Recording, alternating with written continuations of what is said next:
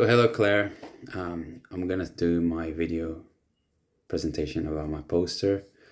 I'm going to walk through the findings of my action research project, which I explored how increased hands-on lab sessions influence students' confidence and practical competence in a science situation. So just to set the context, so in my setting, I've noticed that there is a clear gap. Many students were advancing academically, so they were learning the theories, but they're lacking the confidence and also the practical lab work. And this disconnect was affecting their engagement, performance, and also, I believe, their self-belief when it came to the real scientific tasks, especially if they're going into pharmacy and so any other scientific background, university degree.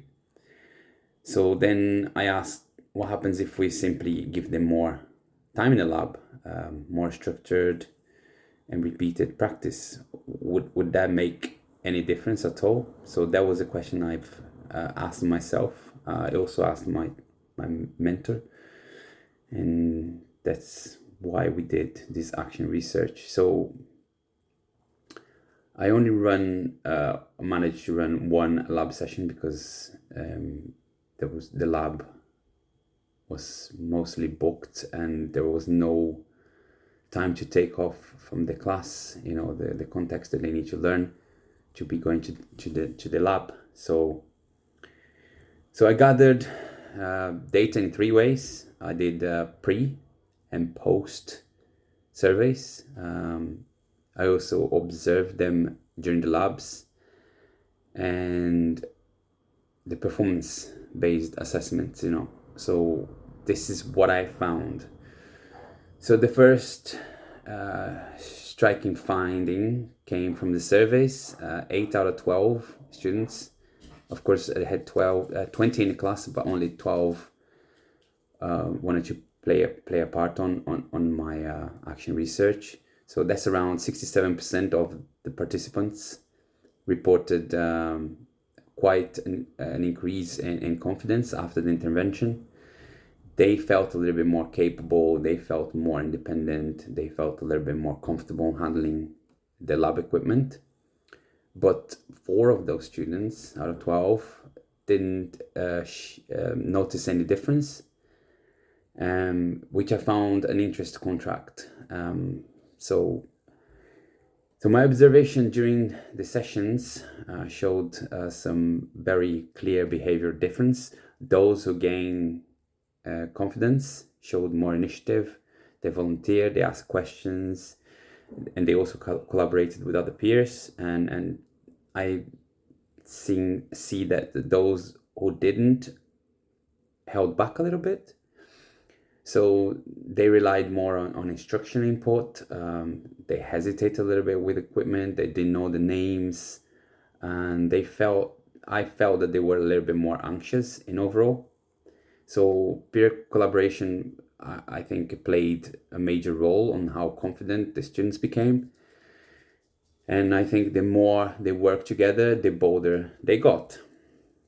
So the performance skills, 9 out of 12 improved in technique accuracy, with fewer measurement errors, like better pipetting, and better systematic workflows.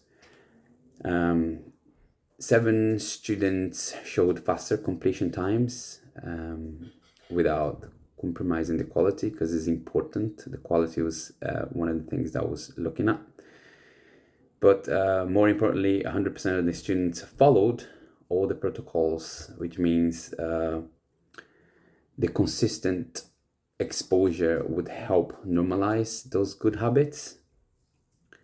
I'm just checking the time. Somebody's calling in a second. So what did these findings suggest? So what does all that mean? First, the repetition builds mastery. That's with Kolb and Bandura theories would predict. So the more time they had to practice, the more confident and competent they become. That's probably in every setting, not just in labs. That happened even with me in teaching. Second bit would be the collaborative learning works. So the students who engaged in social learning, they are talking through problems, they learn from each other, they showed the most confident gains I seem to see. And the third one was confidence isn't automatic. People don't gain confidence automatically. So like I said, 1/3 of the students didn't improve their perception, the self-perception at all. But that could be possibly because of anxiety, probably as well lack of prior experience, and maybe needing more structured support. So the limitations, so I need to be honest with the limitations, like every experiment. So it was a very, very small sample size. It was just 12. So that doesn't represent the whole classroom and every classroom. The time constraint, we only had one lab session with 3 hours. So a lot longer study need to be done to reveal any more deeper changes. And also there is individual variability. Not every student respond in the same way to hands-on learning. Some need extra scaffolding and some need more time to sink in, to grow, and so on.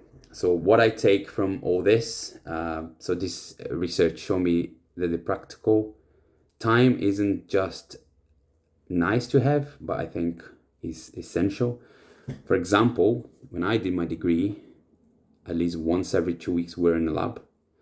It was quite heavily lab based, and so that builds confidence. So it sharpens skills. It will get the students ready for the higher education for real. So moving forward, I would probably say that in embedding at least once a week lab sessions as a standard, or if that's too much, maybe once every 2-3 weeks. Also promote the peer-led learning environment, so they learn with each other, and also confidence tracking tools, not just academic grades to measure the progress. So just to wrap it up, confidence is just about personality. It's about opportunity, as well as repetition and very structured work. That's all needed. And this project remind me that sometimes the simplest changes would give students a more chance to do, which can lead to the most powerful learning outcomes. And that's all that I've learned and I've seen and I've noticed doing this action project research, which I think was very insightful. I've learned a lot from it, but like I said, we need to test a little bit more to find out if my findings are accurate or not. And that's it. I hope you liked it. I hope that's enough. If you need anything else, please let me know. Thank you very much.